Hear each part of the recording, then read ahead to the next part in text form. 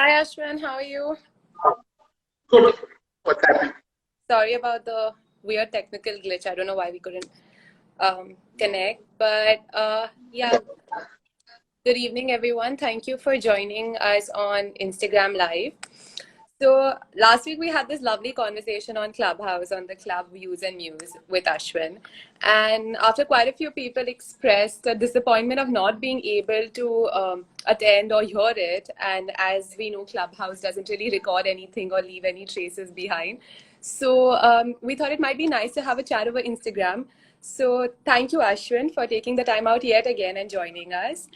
Ashvin is the director of Piramal Art Foundation and has written an extensively well-researched essay on the artist MF Husain, focusing on a painting which is actually part of the upcoming Prinseps Modern Art Auction.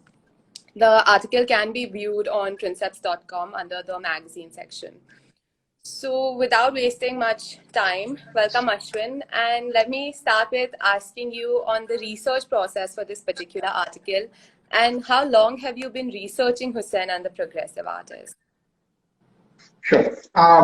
So, when you're dealing with modern Indian art, or when you're constantly involved in building a museum that focuses on modern Indian art, the progressives are intertwined, right? Husain's history overlaps with Souza's, overlaps with Raza. So you're kind of researching everybody parallelly.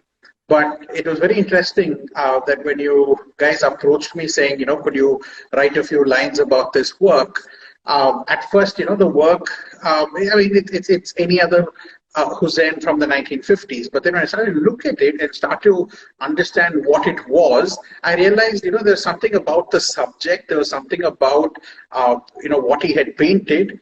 And I started looking at Husain seriously in the 1950s, right? And particularly 1950, because this work is dated. And we also know that this work was as part of an exhibition in 1950. So I looked at the history, and that's when I realized that there was this rabbit hole which I was slipping into, and that's when I think I came and told you guys it's no longer a small essay; it's quite a big piece of writing. But it was a very interesting process. Yeah, I think because we started off by talking about a one-page document, and by the end of it, it turned out to be something really interesting. And I mean, it's something that I think anyone who's interested in the artist or the progressive as a whole should really read that. And in the essay written, you do mention the inaccuracy with a lot of information related to MF Husain's creativity. And I think over the past few weeks, at least on all these Clubhouse, Instagram conversations that we've all kind of dwelled into, we've seen that there is a lot of factual inaccuracy with regards to artists who are so recent. I mean, we're not talking about like ancient art here. So when it comes to something like that, how did you go about the process of, validifying or creating that thread which is so factually correct? And another point, his date of birth was actually being one of the incorrect information. So could you tell us a little bit about how you went across this research and what kind of sources did you really dwell into? Right. So, when we started this essay, and I said, let me find contemporary writing, let me find information. One looks at the basic things. For example, when and where was Husain born? At least the where seems to be fairly consistent. But the when, we were getting dates which were from 1913 all the way till 17 and 18. And in fact, recently everybody celebrated his, 10th death anniversary, and then they kept saying it was 100 years of Hussein. But the point is, if you look at his birth records, the final confirmed birth record says 1913, and that's when he was born, not 1915, like how it's written even in a lot of publications of his, or even in catalogs of Husain's exhibition from 1950, the one where this work was, he's written saying he was born in 1916. So it's kind of funny that there's a lot of confusion around his date of birth. But yeah, so the first thing I did was I actually ignored all the information that was there written about Husain after 1950. I said, let me find information prior to 1950, right? Yeah. So that way I know it's closest to the source. So when you started doing that, that's when I realized that there are multiple narratives for Hussein. So you have Hussein's own narrative, which changes with him, right? The older he gets, the more work he does, his narrative changes, which suits him. I mean, it suits his career path, it suits what his vision is. Then you have the narrative of people who you think are primary source, meaning, and I know no wrong light, but the Geeta Kapoors and the Geeti Sens and the Yashodhara Dalmias of the art world, they met him. They have spent a lot of time with him. But what we forget is 1950 is when this painting was made, and the books they write about Hussein are in the 70s and 80s. That's 30 to 40 years later. I can't even remember what I did 5 years ago. So the chances are that, they became myths and urban legends, and I think Hussein for sure was propagating his own legend. Others were talking about it. So it kind of, even though they were primary source research, a lot of the research was 40 years after the incident. So I ignored their writing as well. And I said, let me go back. So yes, I did have to dig through archives of old newspapers, of old publications, a lot of things that were hidden in other artists, right? So if you wanted to know something about Hussein, you could also look at Raza's archive, Souza's archive, Gade's archive, Chavda's archive. Then you have Marg. There's so many other archives that exist contemporary to that period. So yeah, there's quite a bit of a rewrite. And I mean, when we speak about archives, I mean, we are, still in this whole pandemic. So how does one go about, I mean, researching or, finding information, given how restricted digital access or digitization as a whole has been for art history in India? Yeah, so that's an interesting question. So, while we're all listening to debates on digital and should we digitize and so on and so forth, the only real advantage to going digital, I realized, was to get archives online or other content online, right? I'm still very firm on the belief that you can't replicate a museum experience online, but what you can do is you can definitely educate online, you can learn online, and you can research online. So access to a lot of archives was very helpful, and surprisingly, this particular pandemic did push a lot of government archives to go online. So you can access the Asia Society Library, you can access the Asiatic Society Library, you can access even the Maharashtra State Archive to an extent. You can look at, surprisingly, Bhavans. It's a school and it's all over the country, I suppose. But so they have a library, phenomenal library in Bombay, which has a lot of this early material. Then you have the Art Society of India itself, which has they're not digitized, but you can find reasonable information. So yeah, we're kind of accessing a lot of these digital archives. Yeah. And could you tell us a little about Husain's childhood and how instrumental, before we go into the progressives, I'd just like you to, tell everyone who's listening a little bit about his childhood and how instrumental was his time in the Indore school in shaping his creative journey. Correct. So, I mean, again, we all think we know what we know about Husain and what he did. Commonly, people just assume that he studied at JJ school, or actually the larger perception is he is self-taught. And that's because, he learned how to paint himself, and then he became a billboard artist, and it's this billboard artist who broke into this art scene and became who he was. But there is actually a real history, right? So Husain was born whenever he was born, 1913, 14, 15, but he was born to a large family. His father, had five other children, and he was the sixth. And but unfortunately for Husain, his mother died when he was between a year and a half to two. Right. So then the father, again having so many children, had to remarry. And that's when Husain's father went from being in the Deccan, which is in today's south of Maharashtra, which is called the Deccan, to Indore. And in Indore, he went there, settled. His father had many jobs. He was doing many things. They were not of no means, but definitely was a tough life. So Hussein goes through schooling. He does whatever he has to. And when he's about 18 or 19, he joins what is called the School of Art in Indore. Right, Hussein clearly has a skill. He really knows how to paint. He's been doing things, and I believe his father was convinced. There are many stories. There are stories that Bendre convinced his father and all that kind of stuff. I don't think there's any accuracy there, but definitely he does go to the Indore School of Art and learns how to paint and draw there. And it's a curriculum that has been set by a very interesting professor. His name is Deolalika. And he's originally from Indore, but he studies in Bombay, comes back to Indore in 1927 and sets up the Deolalika, what is called the Deolalika Institute today. Eventually then patronized by the Maharaja of Indore, and it gets absorbed into what is the School of Art. So Hussein has a formal education. He does this for 2 years. And that's when I think tough times hit his father. He's not able to attend school.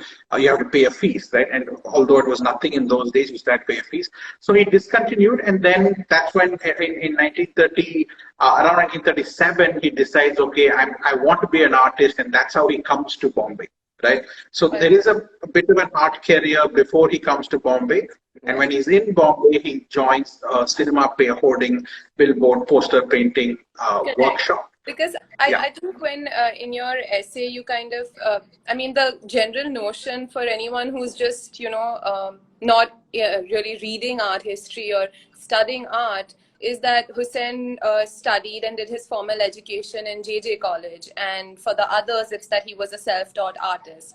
So in this essay of yours, you're kind of debunking all these theories and going really into his childhood and each phase of his life that kind of played an instrumental part in creating MF Husain.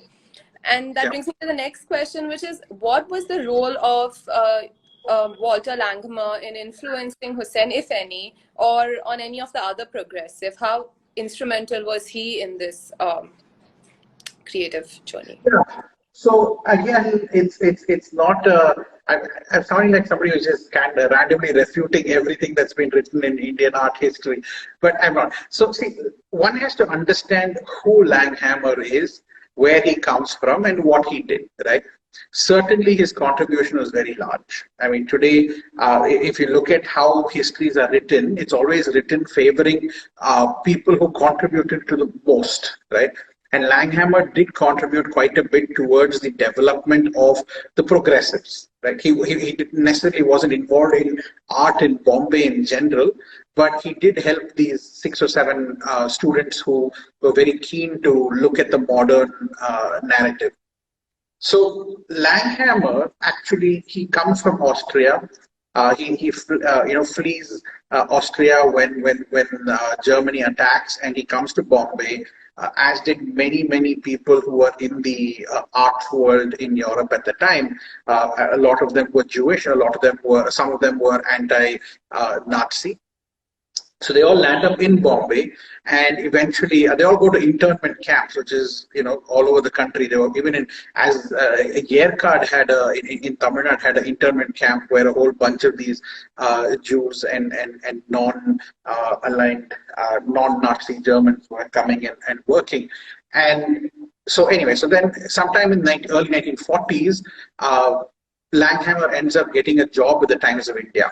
And this is where it's important, right? Because he is following a certain narrative of art, right? Which is commercial, which has to do with the trends at the time of what can be reproduced as a color printout in a offset printer, which just started to come into Bombay at the time. So all these things come in, and Langhammer is attributed to this, but surprisingly, this particular school of painting existed in parallel in India from the Indore school, right? So that's what people like Bendre and eventually then moved on to people like MS Joshi and DJ Joshi Salegamkar, a whole bunch of people were painting in this open air school, which looked pretty much like what Langhammer was doing. So they kind of get confused. Like I was reading an essay in an art catalog recently, which actually says even V.A. Mali was influenced by Langhammer. That's absolutely wrong. There was the open air school, which was influenced by European academic styles, mixed in with a little bit of European impressionism, and so all of that created the similar look and feel, and artists knew how to be on trend, right? So I think it's just a confluence of that, and of course, the commercial world having a larger weightage on Langhammer was pushing for that narrative. But I think, in Husain's story, I don't think Langhammer has such a strong role. In Raza, definitely, yeah. All right. Thank you for that, Ashwin. I'd also request if anyone has any questions related to Husain, you can put it in the chat box and we can come back to it at the end of the conversation. And the Husain painting that's part of the Prinseps Modern Art Auction on the 6th of July, it was initially an untitled work, but through your essay, you have titled this piece as The King of Hearts. So what was the inspiration or thought behind doing this?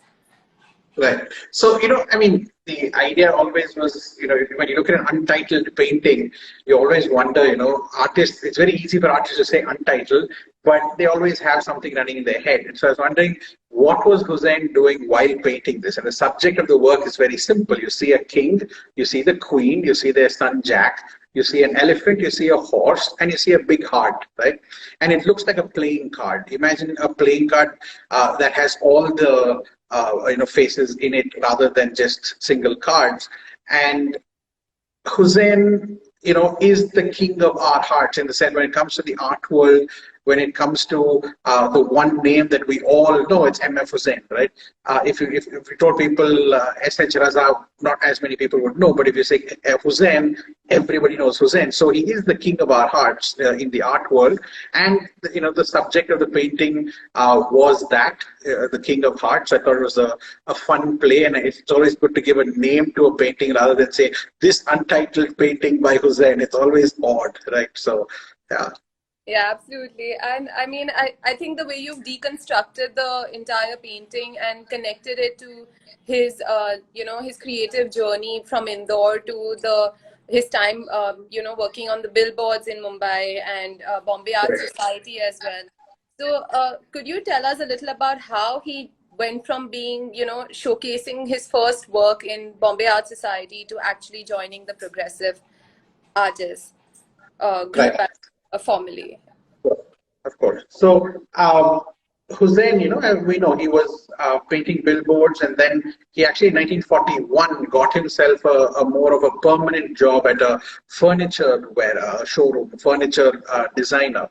So he would create furniture designs. He would create, I suppose, paint on the furniture itself, because it had a lot of illustrations of Disney characters. It's not only now that Disney is so famous. It looks like in 1941, 42 in Bombay, Disney was all the rage. You have drawings of Snow White and the Seven Dwarfs, and you have Bambi, and all these characters, in his work, which he was doing for this commercial. It's a very interesting comment here itself. Sorry to interrupt you, Ashwin. That says, is there any connect with his toys and this work? So yes, probably you can touch upon that while you're explaining this. Absolutely. So I just want to kind of tell people this is again something that I discovered after I wrote this essay. I've actually gone and recorrected a small portion of the essay. So his toys were actually not done in 1940s. I found out they were done in the 1970s in a workshop in a film that you can actually watch on YouTube. It's with the film division YouTube channel, right? And it shows him clearly making this with somebody. So these toys were not from the 40s. I honestly thought the toys were from the 40s. What Husain actually does make are furniture design. They look like toys because they are Bambi and Disney. There are very few that are cut out. They're made on plywood. They're kind of cut out, but they also look like Marathi Disney dolls. They don't look like the clear, they do. They look like, a plump Marathi boy and a plump Marathi girl, semi-Disney, wearing gagra, whatever, Marathi clothes. So, but that's a very important discovery. the point is a significant part of Husain's early work from the 40s belongs to one collection. Until that all comes out, we're going to try to find it difficult to understand. But yes, his toys do not have anything to do with the 40s. The toys happen much later, based on what he then works on. But the theme of the toys, right? They continue to be in his works from the 40s all the way to the end. Whether it's Yatra, whether it's that donkey carrying stuff. I don't know why that donkey is there in his entire career. You guys should go look for it. There is a donkey carrying stuff on its back. It's there from the earliest painting of his 1947, the only published work of his from that period. You'll find that donkey. You'll find it in the 50s, 60s, 70s, 80s. I don't know what with the donkey, but similarly the horses, the bulls pulling the caravan thing. So their themes are there. His toys flipped back and forth. They inspired his work, and his works were inspired by the toys. So they kind of go back and forth. Yeah.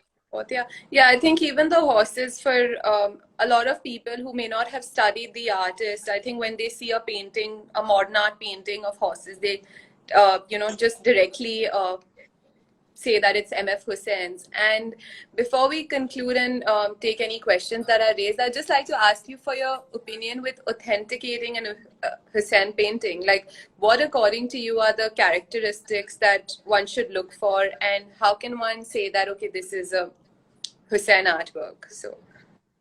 So Husain is possibly the most faked Indian artist. Exactly, right? Exactly. Because he's such a popular don't get scared, but exactly. Yeah. Right. So since he is that popular, the number of fakes are that many. So what I would suggest is stick to the known works. How do you know what's a known work? It has to be published somewhere. It has to be in an auction catalog prior to when he was there. It should be in his lifetime. If somebody comes and says, hey, there is this work of Husain and it's published in a 2020 catalog, don't touch it. It should have been in his lifetime. That's when you have some kind of guarantee, right? Secondly, it should be from known sources. Don't buy it just because somebody says, hey, here's an auction catalog. I found a Husain in it, and it was sold in a gallery in some village in Germany. Don't touch it. You don't know who that auction house is, right? Similarly, if you have enough. There's tons of public. Husain is the most published Indian artist. There are more books on him than anybody else. Find works that are in all these publications. You'll be better off that way. Check for provenance. You should always know the history of the work from when it was created till when it has come to you. Who are the various owners, if there were one, two, or many, and what is the story of that artwork, its journey physically.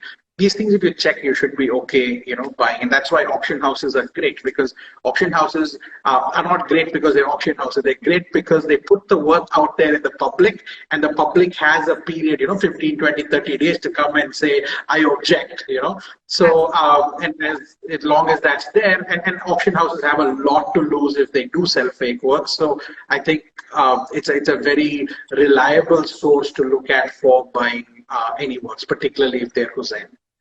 Absolutely. Thank you so much, Ashvin. That's been very insightful, I think, to everyone who is listening. And I think we have one question that asks, was there any co-influence between Souza and Husain? So Souza and Husain, see, first of all, the entire progressives knew each other, worked with each other. Their uniqueness was because they didn't influence each other visually. But Husain was identified by Souza and brought into the progressives, right?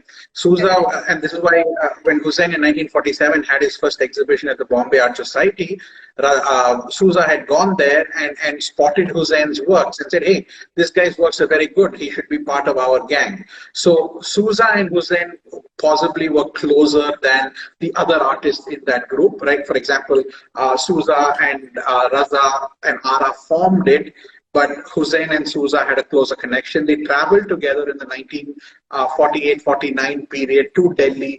That's when they both had their awakening. They were painting slightly different work, but after they went to Delhi for what was today the first exhibition of the National Museum, they went and saw India's rich culture put together in one space. and they were so overwhelmed by that their first show of the progressive works in 1949 had a lot of those yakshi type of works and standing busty nudes, which were all inspired by traditional Indian, classical Indian antiquities, which they saw. So Souza and Husain did start their journey together. Of course, each one went their separate direction, but yeah, I think there is a lot to do with each other. Correct. Thank you for that, Ashvin. And that brings me to the next question, which goes all the way back to his later period, which someone's asking, what do you think of the really huge later period works of Hussain? So I'm assuming they're talking about the scale of size, yeah. The scale of the work. Correct. Yeah. Of course. See, in Indian art, surprisingly, scale is a very interesting thing. The Bengal school all painted small because they were inspired by miniatures and Japanese paintings, and paper can only take you so far, right? You can only have such a large sheet of paper, and particularly in the 30s. Now, Husain had access to canvas. Surprisingly, if you look at his show from 1949, some of the works are 4 feet by 6 feet, 4 by 4, 3 by 4. These are large sizes for that period in India. Subsequently, when Husain starts to travel, he's global, and definitely in the 1990s, 20s, actually from the 70s itself, he gets access to larger canvas. And he's a guy, remember, who knows how to paint in scale. He knows how to paint billboards. He knows how to paint fast. So I think it had to do with availability of material, and it also had to do with, as an artist get older, their vision also becomes larger, but surprisingly, we all think really huge later period, but you should all go, whoever is in Bombay, when you can, if you can, you should see the mural he did at TIFR, and that was done in late 40s or early 50s, pardon me on the dates, but it's a massive work. It's in their lobby, and that's about about 6 feet by about 30 feet. So he has been doing large works, and I think it's just that later on material became easier for him to get, and he just started doing larger works. All right, I think we're done with the question. So no, sorry. Any insight on whether MF Husain was influenced or inspired by Indian Mughal miniatures?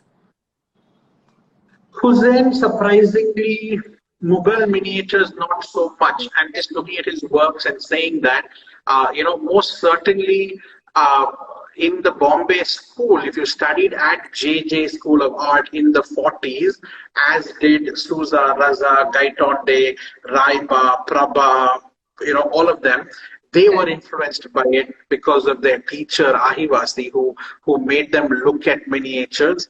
But Husain didn't study there, and I don't think Husain actively looked at miniatures for construction or for concept. I have not come across, because his scale is different, his speed or his mindset is different than what you see in miniatures. I don't think he was influenced by them much. Okay, thank you. I think there's one more question, which is actually interesting because during the Clubhouse discussion, for anyone who was present there, we did discuss if there are any billboards from what Husain painted, and we have a question that asks that are there any images of him painting a billboard? So I mean, no, see, that period is not documented. If anybody does find one, please share. That will be fantastic. However, please watch that movie on YouTube, hosted in the Film Division channel. It does show him inside a billboard studio painting. His painting is not a billboard, but it gives you an idea. You can at least kind of figure out what he's saying, or doing, what he did. Yeah. Correct. And are there any books, journals, researchers can read to know more about Husain? Oh, there are tons of books. You just Google Husain, you'll find a bunch of books. The best go-to book is the one by Richard Bartholomew, and that was written in the 60s. You can actually go to one recently, right? That we were discussing a recent publication. Yes. Yes, there are tons. But you can also go to marg.org, I think, and margmag.org, and you can download for 25 rupees or 75 rupees various articles on Husain. You can own them digitally. There's tons of places to look for books on Husain, and there are tons of books. Yeah. Okay, I think this is the last question, Ashwin. What do you have to say about Husain's use of bold, vibrant colors in his art? Yeah, it's funny. That's an influence that I actually attribute to his days in Indore. The whole open air school, what people like Bendre and all of them were doing, they did use very bright, vibrant colors. And if you look at his works from the 40s, they actually are all bright. And I think that's the color of India, no? And I think that's what makes Hussain that much of an Indian artist, is that he adopted the colors of the country, and that's why they're vibrant. I mean, you hardly find dull, boring works of his. There are some, but that was, in a very small phase. But as life got on, he just became brighter and brighter and brighter. And I think just that reflects Hussain. That color reflects Hussain. Whereas, for example, if you look at Raza was a phenomenal colorist. Like, I don't think there's any artist who could put together the combinations of color the way Raza does. But Hussain knew how to bring in energy and passion into that color that he chose to reflect the subject, right?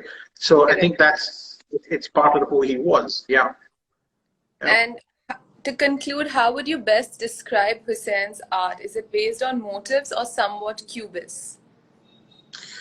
Tough question. Let's just say that any modern artist has to build upon cubism, in the sense that, if you want to paint modern art, or want to have engaged with modernism at that time, you had to have gone through the journey of cubism. Cubism today can be interpreted to be a method to construct a work, right? Any kind of geometric pattern, or any kind of breaking down the plane can be considered to have a cubist influence. But I don't think Hussain had that. Hussain actually has broken many, many stereotypes, many new discoveries, many new compositions. Our art history hasn't come to maturity enough where we can actually boldly say that Indian artists had certain isms of their own. Hopefully, many years from now, somebody will start to contextualize that. But yeah, I mean, he definitely was building upon modern art and then created something that's very much his. And when you mean by motif, if you mean repeated subjects, that's because he was, he liked these subjects and kept going back to them. That was his staple, So yeah. All right. On that note, Ashwin, thank you so much. It's been very insightful, I think, for everyone listening, and for everyone who's interested. I think everybody who at least is. So do check out Ashwin's essay. It's on our website in the magazine section. And do also look at the Modern Art Auction catalog that Prinseps has already put out. The auction is a live auction on the 6th of July, commencing at 7 p.m. So thank you so much, Ashwin, and we look forward to reading more about insightful works from you, from Husain to the modernists. Thank you. Thanks, Vijay. Thanks. Bye.